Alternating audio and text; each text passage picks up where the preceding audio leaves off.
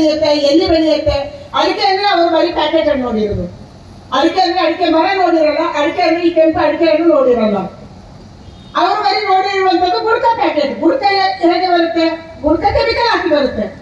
ಅದಕ್ಕಾಗಿ ಇಂಥ ಒಂದು ದುಸ್ಥಿತಿ ಬಂದಾಗ ನಮ್ದೇನು ಇದಕ್ಕೆ ಪ್ರಿಪ್ರೇಷನ್? ನಾನು ಯಾವಾಗಲೂ ಕಿಶೋರ್ ಗೊಂಡಿ ಅವ್ರಿಗೆ ಹೇಳ್ತಿದ್ದೆ, ನೀವು ಅದನ್ನು ಮಾತಾಡಬೇಡಿ ಅಂತಾರೆ, ಆದ್ರೆ ಸತ್ಯವನ್ನು ಮಾತಾಡಲೇಬೇಕು. ಏನು ಇದಕ್ಕೆ ಅದನ್ನ ಕನ್ವಿನ್ಸ್ ಮಾಡೋಕ್ಕೆ ಪ್ರಯತ್ನ ಮಾಡಿದ್ರು, ಅವ್ರು ನಮ್ಗೆ ಹೊಡೆಯಕ್ಕೆ ಬಂದ್ರು. ನಾವು ಅಲ್ಲಿಂದ ಪ್ರೈಮ್ ಮಿನಿಸ್ಟರ್ಗೆ ಭೇಟಿಯಾದ್ವಿ, ನಾವೆಲ್ಲ ಸಂಸದರು. ಆಗ ಯಡಿಯೂರಪ್ಪನವರು ಕೂಡ ಸಂಸದರಾಗಿದ್ರು, ಶಿವಮೊಗ್ಗ ಜಿಲ್ಲೆಯಿಂದ ಲೋಕಸಭಾ ಸದಸ್ಯರು ಆಗಿದ್ರು.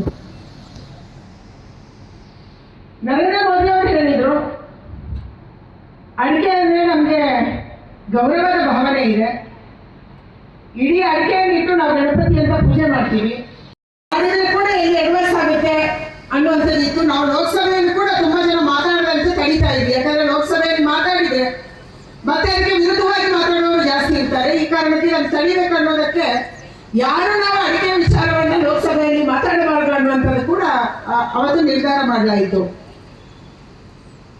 ನಾನು ಮಂತ್ರಿ ಆದ ಮೇಲೆ ನಮ್ಗೆ ಅನ್ನಿಸ್ತಿದೆ ಒಂದು ವೈಜ್ಞಾನಿಕವಾಗಿ ಅಧ್ಯಯನ ಮಾಡುವಂತ ತಂಡ ಬೇಕು. ಆವಾಗ ಈ ಕಲಗಾರಿಯಿಂದ ಅಥವಾ ಅದು ಇದು ಇದು ಅದು ಅಂತ ಹೇಳಿ ಬರುವಂತ ಅಡಿಕೆಯನ್ನ ನಾವು ತಪ್ಪಿಸಬಹುದು ಅನ್ನುವಂತ ಕಾರಣಕ್ಕಾಗಿ ಇವತ್ತು ಸಿಂಗಲ್ HS ಮಾಡಿದ ಪರಿಣಾಮವಾಗಿ ನಮ್ಮ ಅಡಿಕೆಯ ರೇಟು ಅದು ಇದು ಹಾಗೆ ನಿಂತಿದೆ. ಮೊನ್ನೆ ಕಿಶೋರ್ ಗೊಂಡಿ ಅವರು ನನಗೆ ಒಂದು ಪತ್ರಿಕೆಯ ಮಾಹಿತಿಯನ್ನು ಕಳಿಸಿದ್ರು, ಮತ್ತೆ ಬೇರೆ ದೇಶದಿಂದ ಅಡಿಕೆ ಇಂಪೋರ್ಟ್ ಆಗಿದೆ ಅಂತ ಹೇಳಿ. ಸಾಧ್ಯನೇ ಇಲ್ಲ, ಯಾಕಂದ್ರೆ 2020-21ರಲ್ಲಿ ಭೂತಾನಿನ ಮಹಾರಾಜ ಬಂದಿದ್ರು. ಹೇಗೆ ಬರುತ್ತೆ ಅದನ್ನ ಆಧರಿಸಿ ಬೇರೆ ಪತ್ರಿಕೆಯವರು ಬರೀತಾರೆ.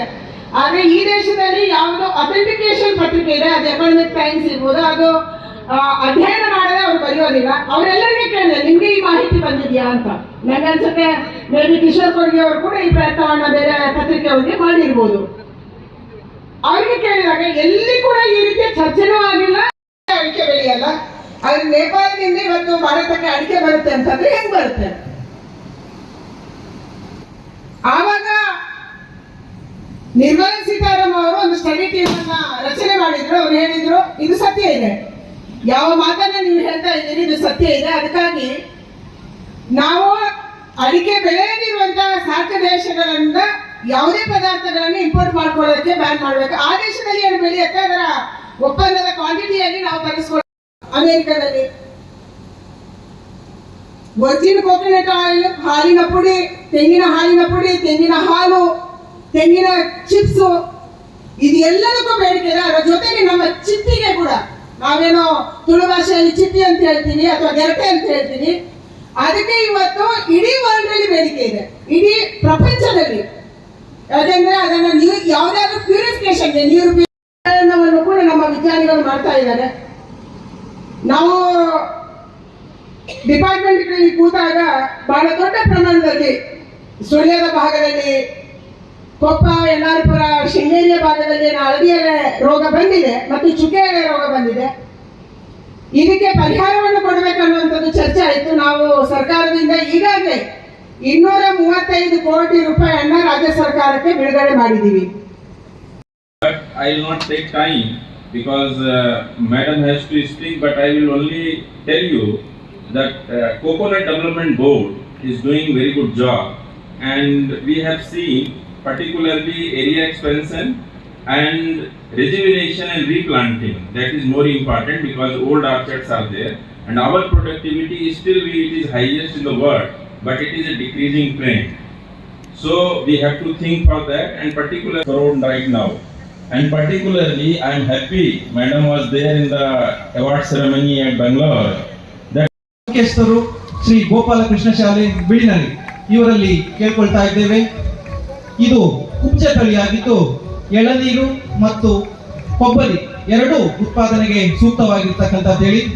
ಈ ತಳಿಯಿಂದ ಒಂದು ವರ್ಷಕ್ಕೆ ಸುಮಾರು 21 kg ಕೊಬ್ಬರಿ ಇಳುವರಿಯನ್ನು ಪಡೆಯಬಹುದಾಗಿದೆ. ಕಲ್ಪ ಸುವರ್ಣ ಹೊಸ ತೆಂಗಿನ ತಳಿ CPCRI ಅಭಿವೃದ್ಧಿಗೆ ಶಿಫಾರಸು ಮಾಡಲಾಗಿದೆ. ವಿಟ್ಲ ಶ್ರೀಮತಿ ಸುಶ್ರೀ ಭಾಗೀರಥಿ ಮುರುಳ್ಯ ಗೌರವಾನ್ವಿತ ಶಾಸಕರು, ಸುಳ್ಯ ಕೃಷಿ ಮತ್ತು ರೈತರ ಕಲ್ಯಾಣ ಸಚಿವಾಲಯ, ಭಾರತ ಸರ್ಕಾರ ಇವರಲ್ಲಿ ವಿನಂತಿ. ಮುಂದಿನ ಕಾರ್ಯಕ್ರಮ ICR CPCRIನ ಸುಧಾರಿತ ತೆಂಗಿನ ತಳಿಗಳು ಪ್ರಕಟಣೆ ಬಿಡುಗಡೆ.